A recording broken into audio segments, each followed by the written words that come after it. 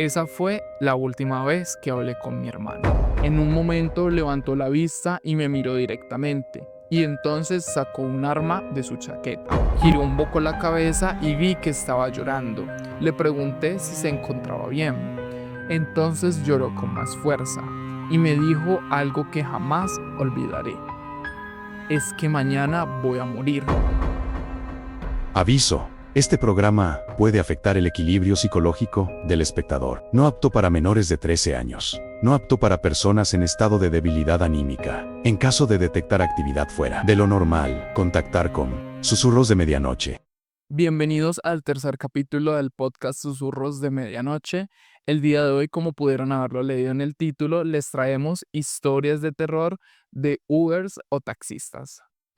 Recuerden suscribirse y activar la campanita para que YouTube les notifique cada vez que subamos un nuevo capítulo, y si nos están escuchando por medio de podcast como lo es Spotify, pueden darle al botón seguir y así estarán enterados de cuando subimos un nuevo capítulo.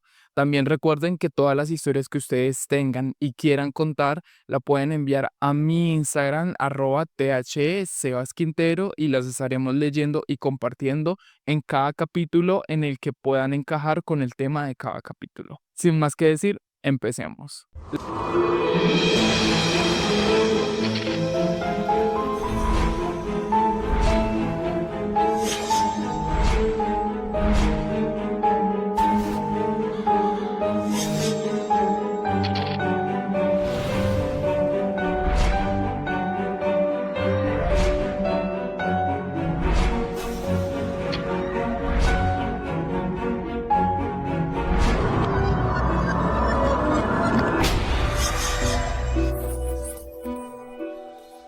La primera historia se llama El espíritu que no sabía que había muerto.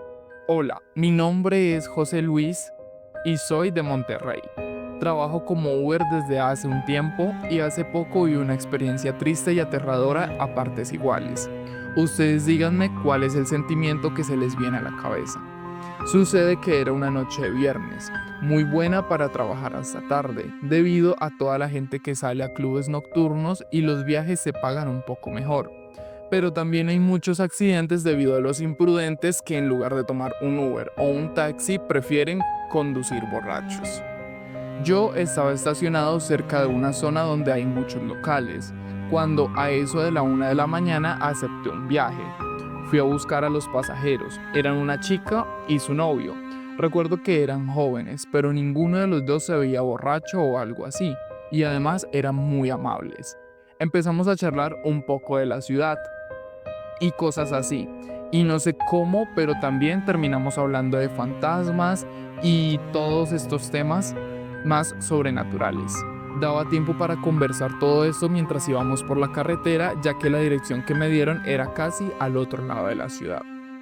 Yo estaba poniendo mucha atención a la carretera, ya que como dije antes, a esa hora conducen muchos imprudentes, y me sorprendí mucho al ver cómo un auto nos rebasaba por la derecha. Por una fracción de segundo pude verlo a través de la ventana, blanco, de pelo castaño y muy joven. Nosotros íbamos rápido, pero ese muchacho iba fácilmente a 110 o incluso más. Y me preocupó mucho ver cómo empezó a realizar leves movimientos zigzagueantes. El joven que iba detrás de mí comentó que hay demasiada gente imprudente en la calle, que no piensan en lo que hacen ni en las consecuencias hasta que es muy tarde. Nadie en el auto tenía idea de lo ciertas que resultarían ser esas palabras. Pasaron solo unos segundos, medio minuto o incluso menos.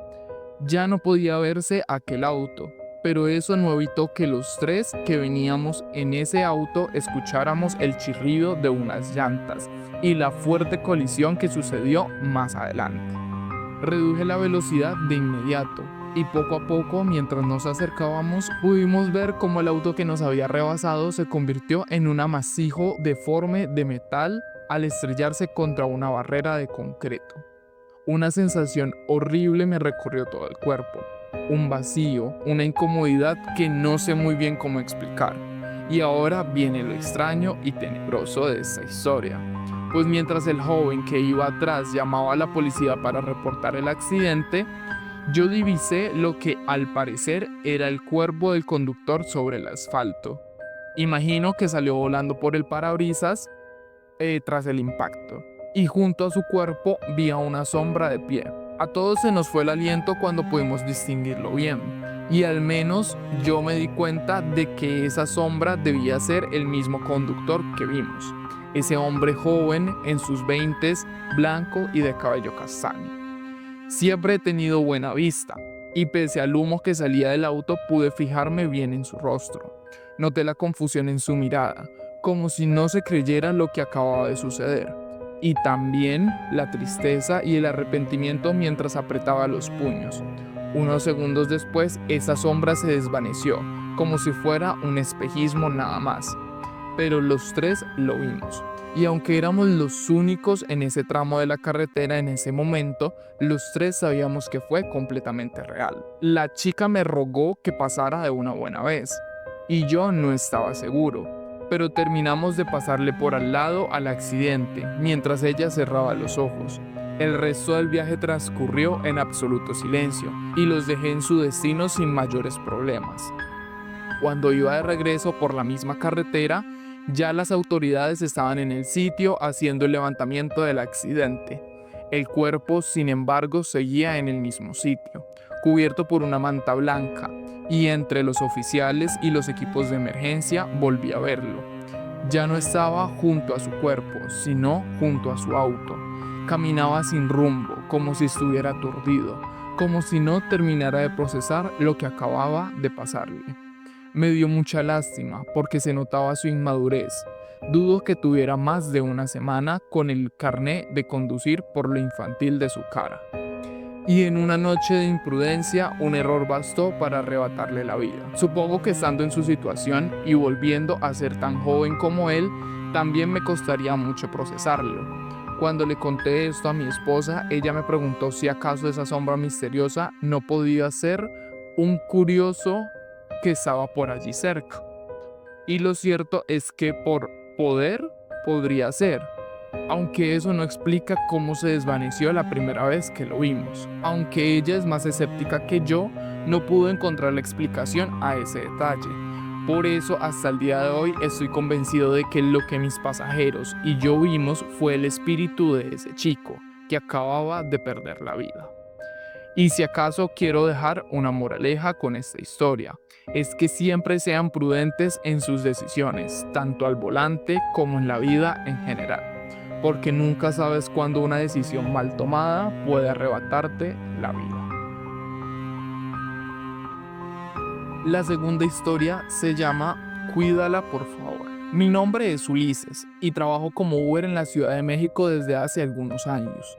En mi trabajo estoy acostumbrado a ver cosas extrañas, gente peleando, he llevado borrachos, personas sin nada de pudor que literalmente me han ofrecido drogas desde el asiento de atrás y mucho más. He visto de todo, pero esta experiencia, a diferencia de las otras, no tuvo que ver con gente rara, sino con algo más desconcertante. Verás, una noche de sábado, a eso de las 2 de la mañana, acepté un viaje que me quedaba a media calle de camino.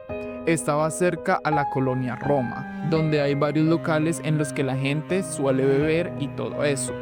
Es un buen lugar para trabajar, a riesgo de que un cliente vomite en la parte de atrás de tu vehículo. Me acerqué a la esquina, donde me esperaba una pasajera. En teoría era una chica sola, así que me extrañó un poco cuando a la distancia vi que estaban dos mujeres de pie. Una de ellas se veía bastante joven, de unos 20 años, y se encontraba en un estado de ebriedad bastante elevado. Se tambaleaba junto a un poste de luz y mientras me acercaba me asusté un poco porque parecía que iba a caer de cara en la calle. La mujer que la acompañaba se veía bastante más seria y madura.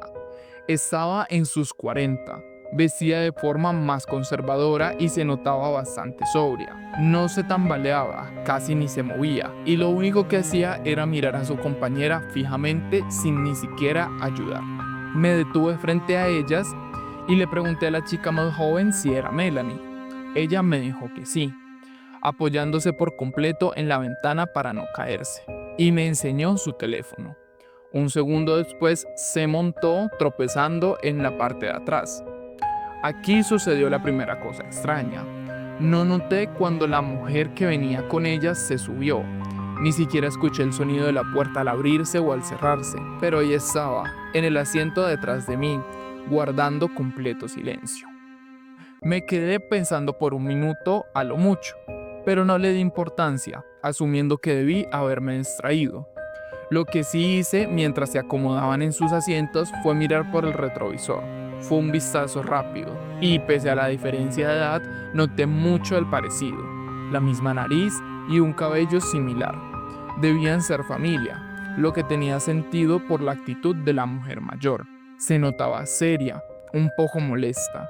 Y si acaso ella fue a buscar a la chica para llevarla a casa, seguramente estaría molesta por encontrarla en ese estado. En fin, no era mi deber juzgarlas. Encendí el auto y comencé el viaje.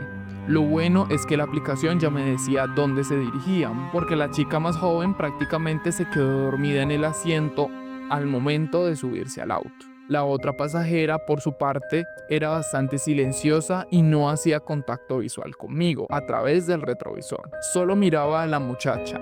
No sé si con decepción o con preocupación. Dudé un poco en si hacerlo o no, pero al final le pregunté si la conocía y con una voz seca me dijo que era su madre.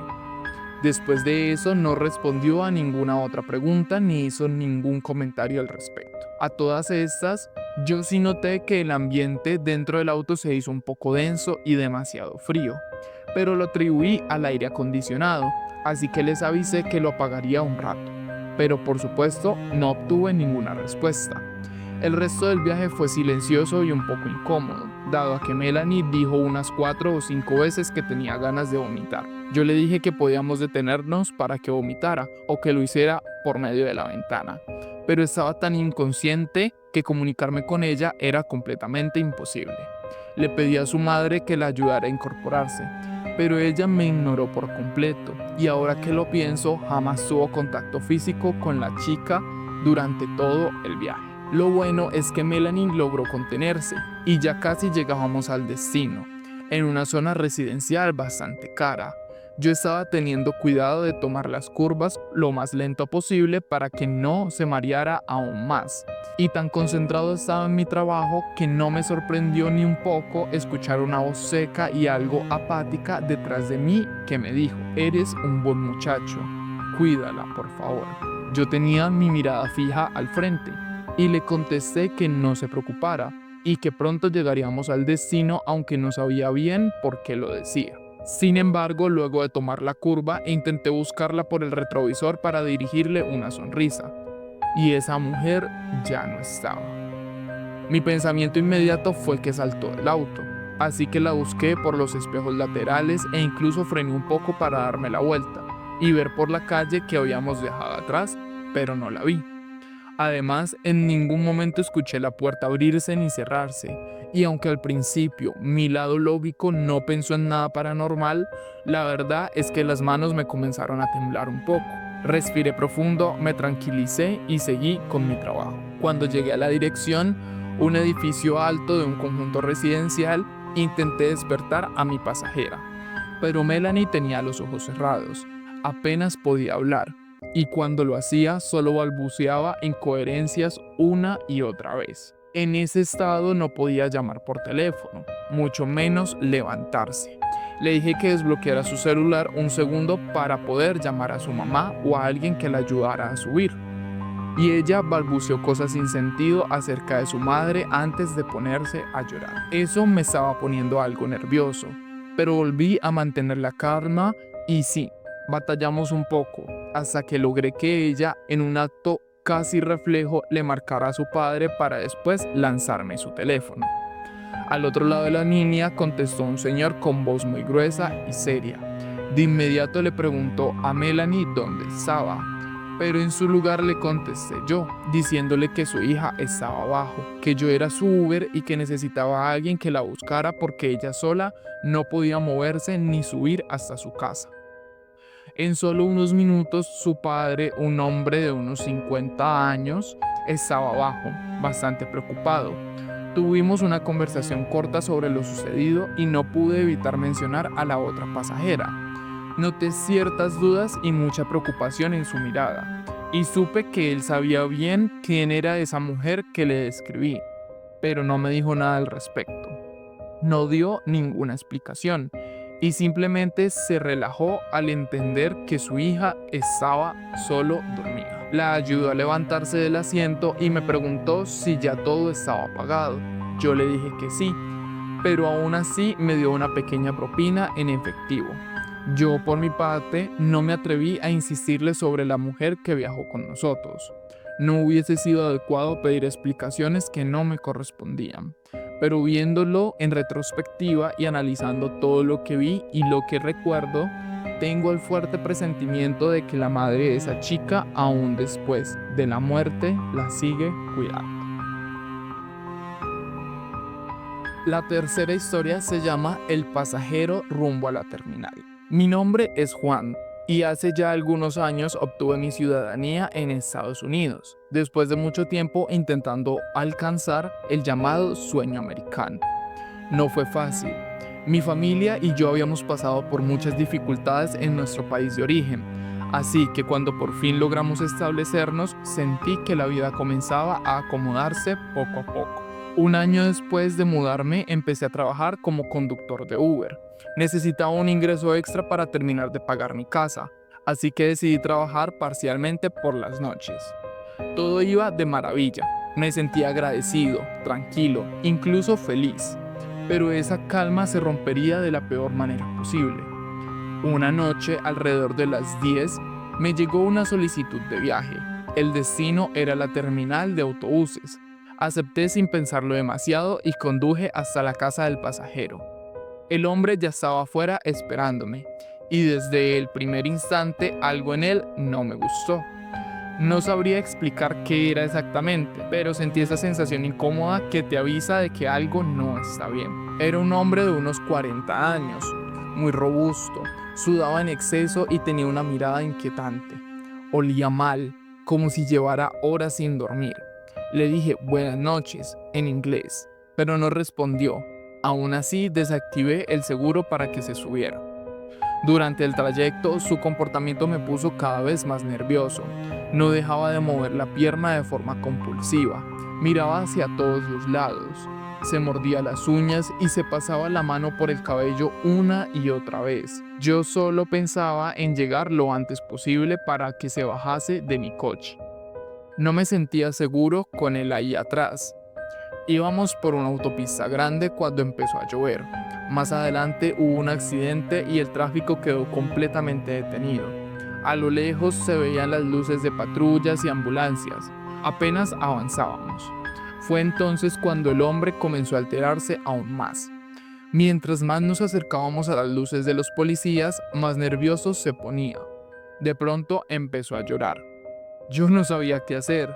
Tenía miedo de decir algo que lo hiciera reaccionar de forma agresiva, así que solo lo observaba por el espejo retrovisor.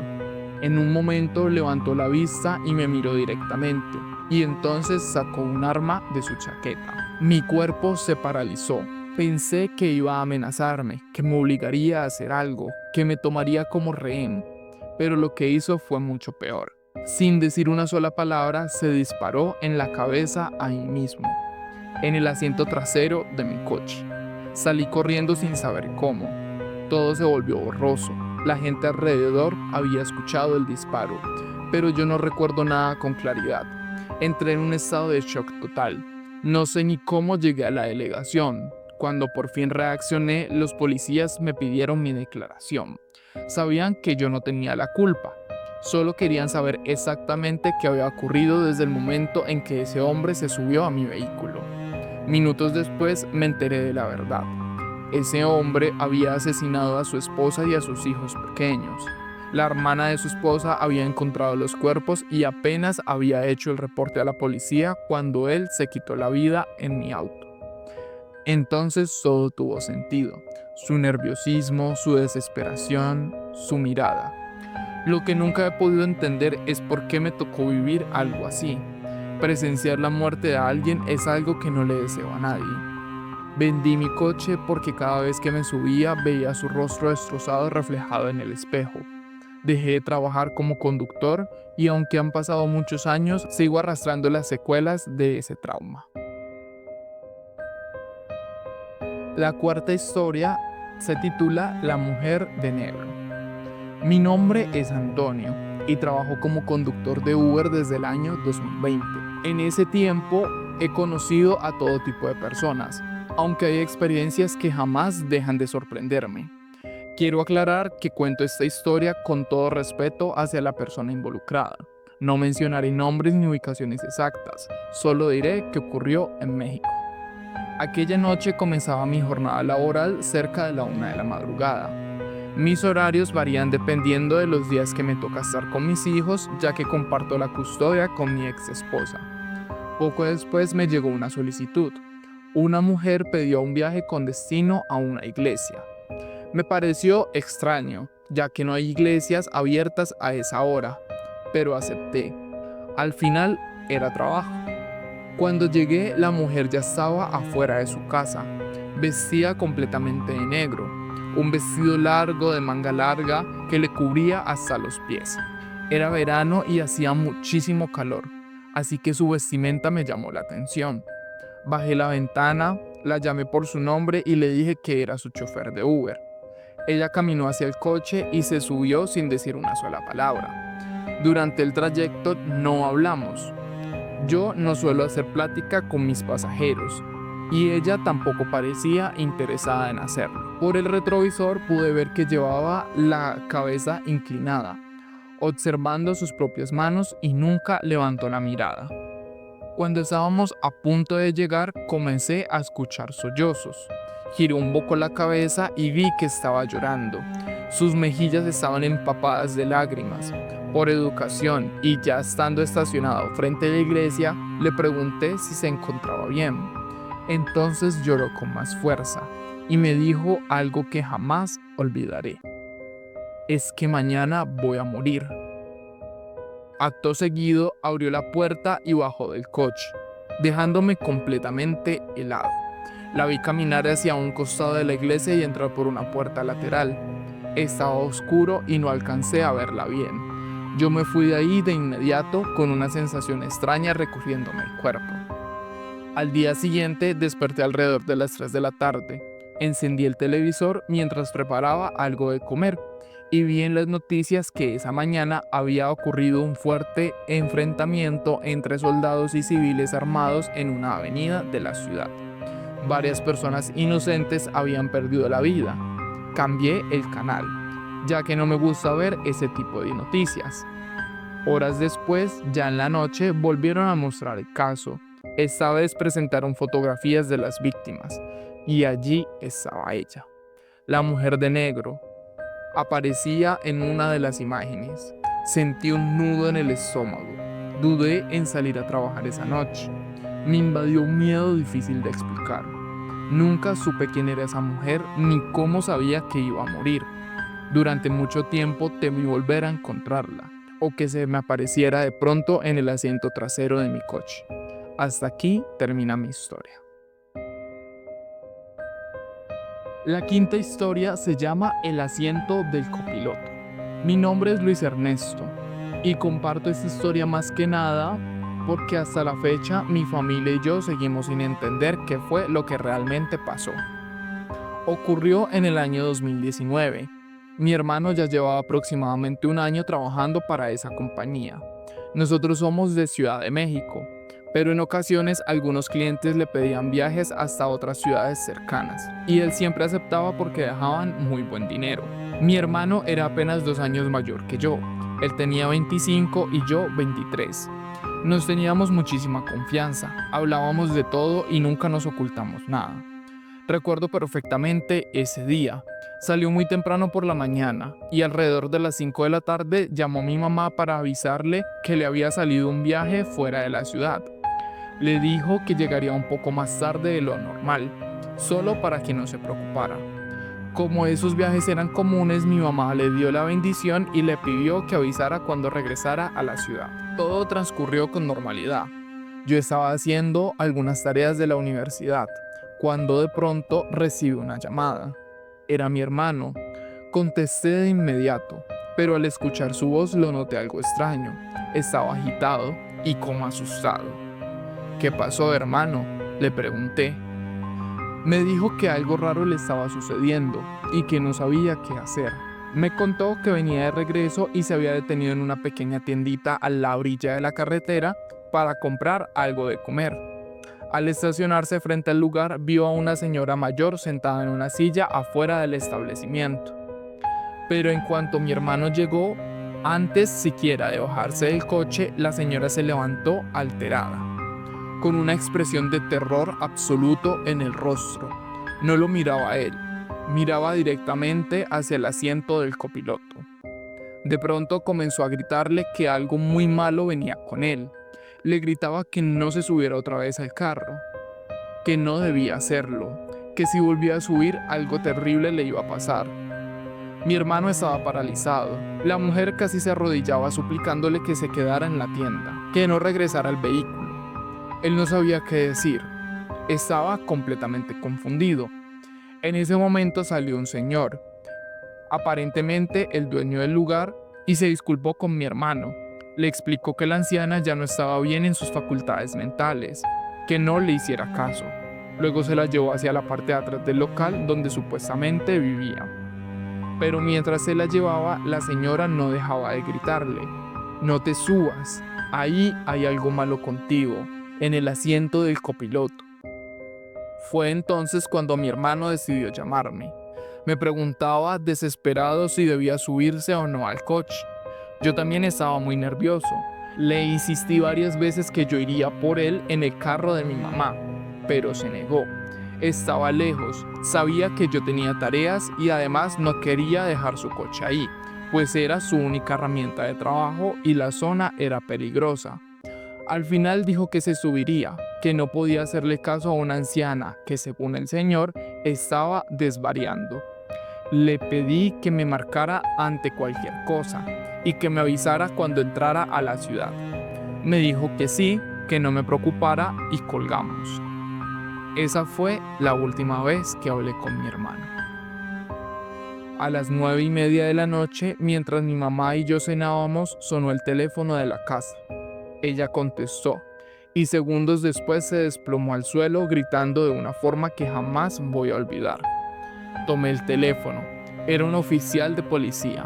Nos informó que mi hermano había tenido un accidente en la carretera México-Puebla y que ya no tenía vida. Cuando llegamos nos dijeron algo que hasta hoy no tiene explicación. El auto estaba completamente destruido, excepto el área del copiloto. Esa parte estaba intacta. Ni los oficiales podían entenderlo. En ese momento recordé todo lo que mi hermano me contó por teléfono, las palabras de aquella señora, lo que decía que venía con él. Meses después le conté todo a mi madre. Ella entre lágrimas decía que quería encontrar a esa anciana, buscar alguna explicación, pero nunca lo hicimos. Hasta hoy nos preguntamos qué era eso que venía con mi hermano y por qué el asiento del copiloto quedó intacto. La sexta y última historia se llama El hombre que guiaba desde el monte. Buenas noches, mi nombre es Leo y durante muchos años me he dedicado a trabajar como conductor de Uber. Quienes también manejan en cualquier plataforma saben que este trabajo tiene algo muy particular. Nunca sabes a quién vas a subir, ni qué tipo de historia se va a sentar detrás de ti. Esta anécdota me ocurrió hace aproximadamente un año, y hasta el día de hoy sigue siendo la experiencia más extraña y aterradora que he vivido. Yo estaba por terminar mi jornada, eran casi las 9 de la noche, y me encontraba dejando a lo que sería mi último cliente. Mi único pensamiento en ese momento era llegar a casa, cenar con mi esposa y ver un rato a mis hijos antes de dormir. Estaba cansado como cualquier día normal de trabajo. Justo cuando iba a pagar la aplicación, apareció un nuevo viaje. Era una joven que solicitaba un servicio hacia un punto que estaba a las afueras de la ciudad, prácticamente en la carretera en medio del monte. Miré la dirección y algo no me cuadró. En el mapa no aparecía ningún domicilio, solo era una gran extensión de monte. Lo pensé mucho antes de aceptar. Ya era tarde. El viaje me tomaría al menos 40 minutos de ida y otros tantos de regreso. Pero la paga era muy buena. Así que llamé a mi esposa, le expliqué la situación y con algo de duda acepté. Recogí a la joven en lo que parecía ser su casa. Desde el primer momento noté que algo no era normal. Traía en sus manos un ramo de rosas bastante grande, demasiado elegante para un viaje tan extraño. Se subió en el asiento trasero y me saludó con voz tranquila. Le respondí de la misma manera y comenzamos el trayecto. Durante los primeros minutos no hablamos. Yo miraba constantemente el retrovisor intentando descifrar qué tipo de persona era. Ella permanecía en silencio, mirando por la ventana, abrazando las flores como si fueran algo muy importante. Le pregunté exactamente a dónde se dirigía, ya que la ubicación no era precisa. Me dijo que no me preocupara, que siempre se perdía cuando iba sola, pero que conforme nos acercábamos sabría indicarme el camino correcto. También me aseguró que después solicitaría otro viaje para que la llevara de regreso. Salíamos a la carretera y la oscuridad comenzó a rodearnos. No había casi autos, ni luces, ni casas, solo el ruido del motor y el viento golpeando el coche. Yo no podía dejar de pensar qué hacía una mujer yendo al monte a esas horas. Mi instinto como conductor me decía que algo estaba mal. Mientras avanzábamos, el viento empezó a soplar más fuerte, tanto que tuve que subir los vidrios. De repente vi a un hombre caminando a un costado de la carretera. Caminaba despacio, como si conociera muy bien el lugar. En cuestión de segundos, aquel hombre se desvió y se metió entre el bosque. Fue entonces cuando la joven habló. Es por ahí, por donde se fue ese señor. Sentí un nudo en el estómago. Todo me decía que no debía hacerlo, pero aún así giré el volante y me metí por ese camino de terracería. Avancé muy despacio. El camino estaba lleno de piedras, completamente oscuro, y lo peor de todo, el hombre ya no estaba. Simplemente había desaparecido. Pensé que tal vez se había ocultado entre los árboles, pero no se veía absolutamente nada. En mi mente pasaban mil pensamientos, que podía ser una trampa, que alguien podía asaltarme, que estaba cometiendo un error muy grave. Entonces la joven dijo con total calma, aquí es. Me detuve. Ella se bajó del coche y caminó unos metros a la izquierda. Observé en silencio. Fue entonces cuando la vi acercarse a una cruz de cementerio. Se arrodilló y colocó las flores con cuidado. Ahí lo entendí todo. No era una trampa, no era un asalto. Estaba visitando el lugar donde alguien había muerto. Esperé en silencio. No encendí el motor. El lugar se sentía pesado, como si el aire fuera distinto. Después de unos minutos regresó al coche y me dijo que ya había solicitado el viaje de regreso. Mientras conducíamos de vuelta, ella comenzó a hablar. Me contó que su padre había fallecido en ese mismo lugar, que trabajaba esas tierras y que un día tuvo un accidente con su tractor, el cual lo aplastó. No sabía qué decir, solo le expresé mis condolencias. Entonces me dijo algo que aún me pone la piel de gallina. Mi papá siempre me guía cuando vengo aquí. Siempre se aparece para indicarme el camino, porque yo siempre me pierdo. Sentí que la sangre se me helaba.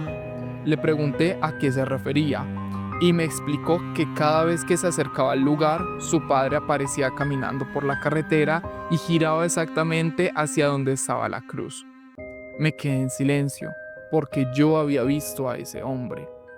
Ella me miró a través del retrovisor y con una sonrisa tranquila dijo, yo sé lo que estás pensando. Sí, el señor que viste era mi papá. Pero no te preocupes, no le tengas miedo, él siempre fue muy buena persona. No supe qué responder. El resto del camino fue incómodo, silencioso. No podía sacarme de la cabeza la imagen de aquel hombre caminando en medio de la nada, para después desaparecer. Finalmente llegamos a su casa. Me dio las gracias, se disculpó si me había asustado y me dejó una muy buena propina. Yo me fui directo a casa, con el corazón acelerado, para contarle todo a mi esposa. Ella tampoco pudo creerlo. Esta ha sido la única vez en mi vida que he visto un fantasma, y lo que más miedo me da es que no se veía como uno, se veía como una persona normal.